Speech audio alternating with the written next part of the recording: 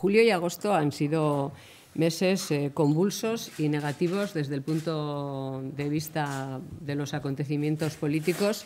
Quizá la única noticia positiva de estos 2 meses ha sido el anuncio del presidente del Gobierno de adelantar las elecciones. Como hemos demandado durante bastante tiempo desde Unión Progreso y Democracia, la recuperación de la normalidad y de la confianza en España requería fundamentalmente de un gobierno que inspire confianza.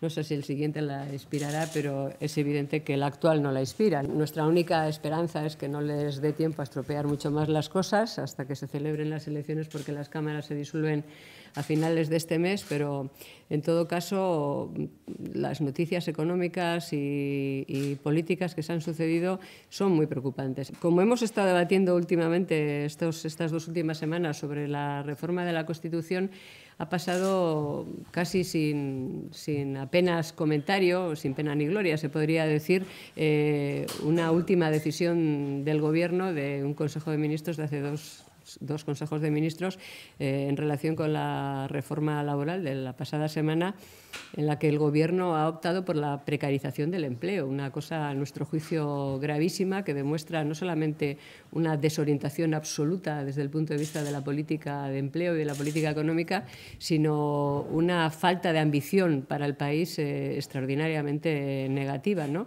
El encadenamiento permanente y limitado de los contratos temporales, yo creo que es una noticia malísima que sorprende que no haya tenido una contestación mayor, porque es la declaración de la impotencia del Gobierno ante el mayor problema que tiene España, que es no solamente el paro creciente, sino la falta de expectativa de generación de nuevo empleo y de empleo de calidad, las dos cosas. Lo dijimos cuando se aprobó la reforma laboral, dijimos que era una mala reforma, que incidía en el modelo que ya se había demostrado fracasado, que el problema principal desde el punto de vista del mercado laboral en España es la tremenda brecha que hay entre contratos fijos y contratos temporales y el tratamiento que tiene desde el punto de vista de desempleo esas dos modalidades de contratos.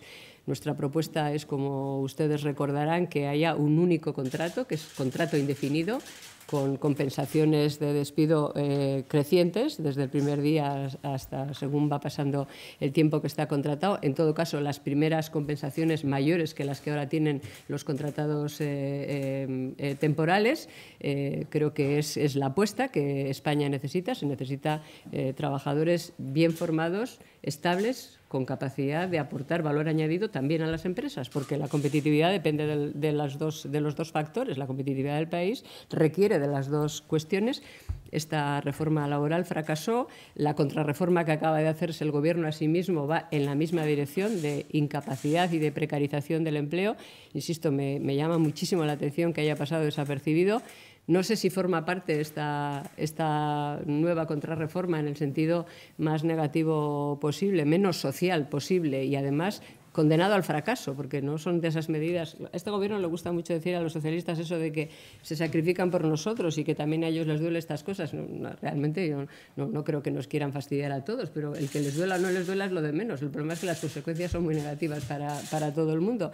Se ha demostrado fracasado, insisten en lo mismo y yo no sé si lo hacen pues porque lo mismo que la reforma de la Constitución es una exigencia de nuestros dueños europeos, ¿no? De nuestros socios europeos, ¿no? No sé si es una exigencia más la reforma laboral en esa dirección, pero en todo caso es una reforma además de socialmente inadmisible, inútil y condenada al fracaso y que generará, como se está demostrando, más precariedad, menos competitividad, menos valor añadido en las empresas y, por tanto, menos posibilidades de iniciar una senda de crecimiento, que es lo que España necesita. Y la otra gran y mala noticia es el ataque que han perpetrado a la Constitución esta semana última el Grupo Partido Popular, Partido Socialista. A ver, yo creo que lo que ha ocurrido con esta reforma del artículo 135 es una demostración de la decadencia del sistema de los partidos políticos viejos en España. Y, por tanto, es una demostración también de hasta qué punto lo que hay en España es una crisis institucional, una crisis política que está en las instituciones. Solo la decadencia del sistema viejo, de los partidos viejos, puede explicar esta chapuza y este disparate político que se ha perpetrado en esta semana. Porque la cuestión no es discutir, como tratan de hacernos creer, sobre si es necesario tomar decisiones para garantizar la estabilidad presupuestaria, el déficit y la deuda. Bueno, la sostenibilidad, por tanto, desde el punto de vista económico y presupuestario del país. Ese no es el debate, porque ¿quién está en contra de eso? ¿Es necesaria la estabilidad presupuestaria? ¿Es necesario un ejercicio de responsabilidad en relación con lo que el país se puede endeudar y en relación con el déficit? Claro, claro que es necesario hacer eso, pero para hacer eso no hace falta cambiar la Constitución.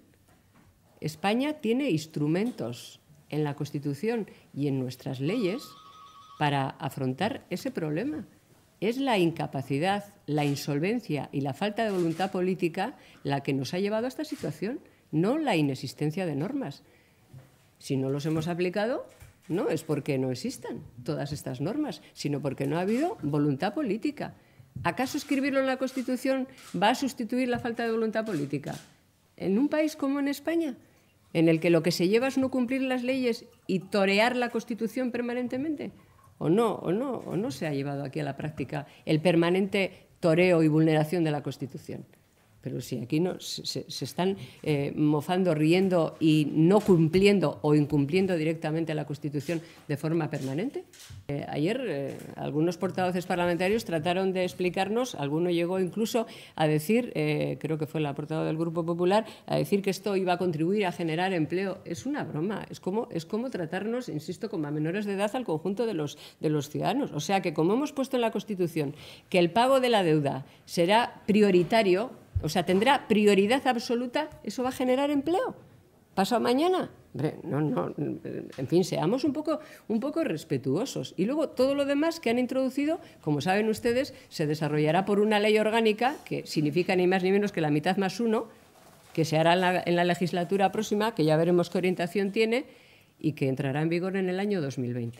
Y el disparate, como todo lo que empieza mal, ha terminado siendo un disparate doble, que es que el PP y el Partido Socialista han bloqueado la tramitación de enmiendas, atribuyéndose a ellos mismos la capacidad de interpretar la Constitución. Solo el Constitucional puede decir si una cosa que se aprueba va en contra de la Constitución. No les vale con rechazar con la mayoría que tienen todas las enmiendas. Tienen que privar a los responsables políticos de nuestra capacidad para el ejercicio de la política, de la representación política, artículo 23 de la Constitución. Ese también es un artículo de la Constitución de derechos básicos. Una reforma que se aprueba de esta manera, tal y como les acabo de plantear, siendo absolutamente innecesaria, y que se aprueba además con un vicio de inconstitucionalidad. Porque este acuerdo de la mesa va a ser recurrido. Nosotros lo vamos a recurrir en amparo al Tribunal Constitucional. Y hay precedentes. ¿Y todo para qué? ¿Todo esto para qué? Porque no era necesario, no es necesario, genera inestabilidad, rompe cualquier tipo de consenso sobre las cuestiones que evidentemente hay que reformar, y no nos enfrentamos con las reformas pendientes, que a nuestro juicio son muy necesarias, de la Constitución, y que nosotros planteamos también por la vía de una enmienda para que se iniciara en la próxima legislatura el debate, porque nosotros creemos que la Constitución hay que reformarla, pero que hay que reformarla para mejorar la calidad de la democracia, no para constitucionalizar el déficit. El panorama que se nos plantea es un panorama en el que yo creo que hemos perdido desde el punto de vista democrático, que todo este proceso de deterioro económico, de deterioro político, de deterioro institucional ha empeorado en estos 2 últimos meses de una manera llamativa.